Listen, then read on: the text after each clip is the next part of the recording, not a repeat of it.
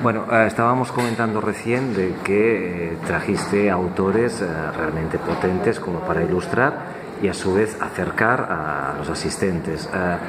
Simons y Machelen acá lo trabajaron en el seminario de entrada. ¿Cómo, o sea, si puedes explicar un poco cómo lo has vinculado y cómo...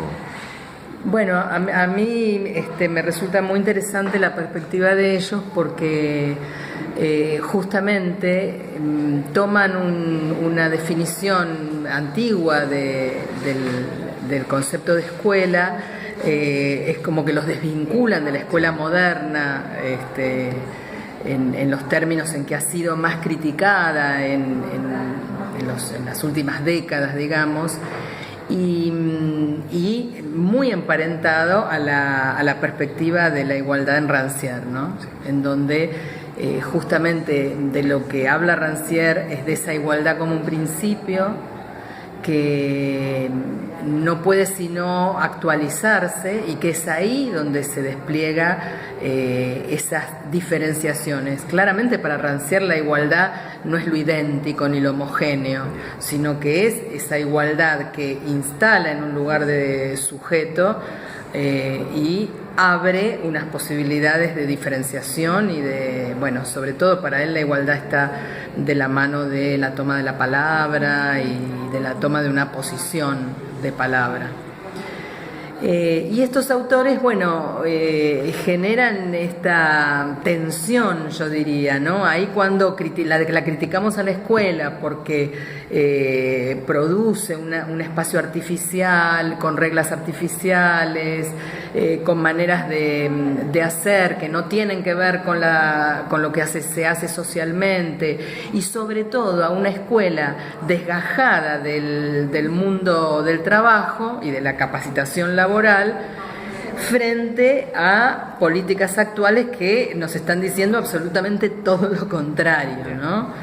Entonces es como si ellos dijeran, bueno, la escuela no sirve, no tiene que servir para nada, sino para abrir un espacio igualitario en donde el tiempo de la desigualdad se vea suspendido.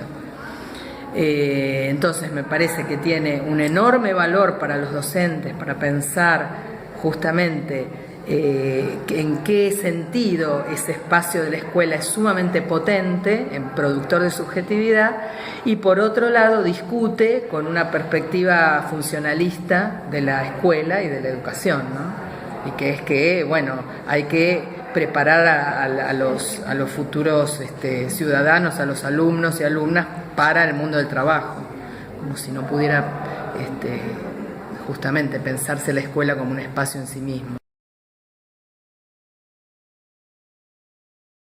Y la autoridad, ¿cómo queda dibujada, desdibujada? ¿Cómo se construye? O ese miedo que hay, sobre todo hablaste mucho de las escuelas técnicas, no como, o sea, muchos trabajamos también, y es cierto que hay como una dificultad, sí, cómo de construir o cómo acercarse a poner en duda. Sí, siempre la película, justamente, la pregunta por el cómo es difícil, ¿no? Es otra película, digamos, porque, bueno, yo estoy tal vez como parada en dos ámbitos: en el ámbito académico, donde investigo y donde mi tesis doctoral tuvo que ver con profundizar filosóficamente la cuestión de la autoridad, pero también intervengo en las escuelas, acompaño, soy asistente pedagógica en diversas escuelas de la Ciudad de Buenos Aires, y entonces ahí me veo como obligada, en el buen sentido, a pensar estos dispositivos de intervención de los que estaba hablando. Entonces, ¿cómo llevar una concepción de autoridad democrática o autoridad emancipadora a la concreción en los espacios escolares actuales? Ese pasaje me parece que es de un enorme trabajo de hormiga que hay que hacer desde muy, muy diversos lugares, ¿no?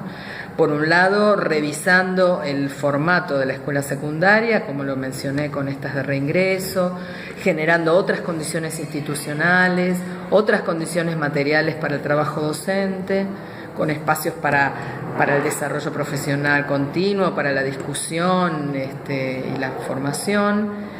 Y bueno, esto que nos traía el docente Horacio, que es, hay dispositivos concretos para hacer circular el poder de la palabra, el poder de las decisiones.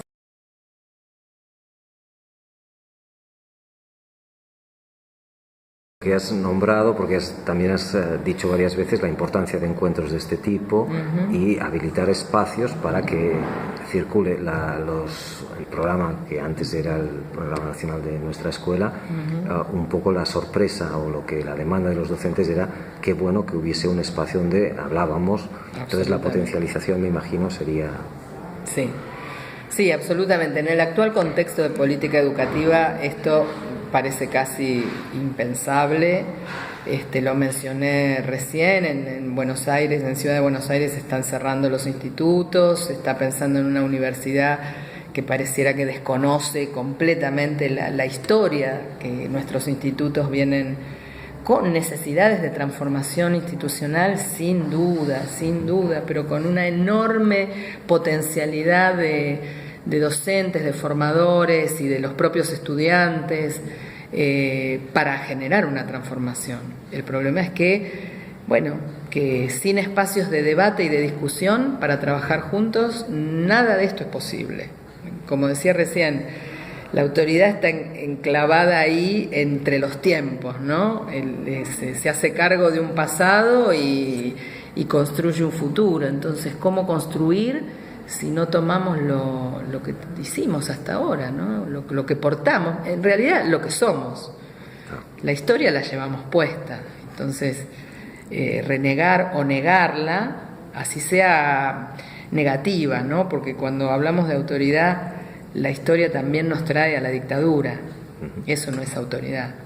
Pero, ¿cómo no retomarla? ¿Cómo no retomar esos aspectos negativos, ponerlos en debate, hacernos cargos de los conflictos, de las instituciones? Todo eso es generar autoridad. Muchísimas gracias. No, de nada.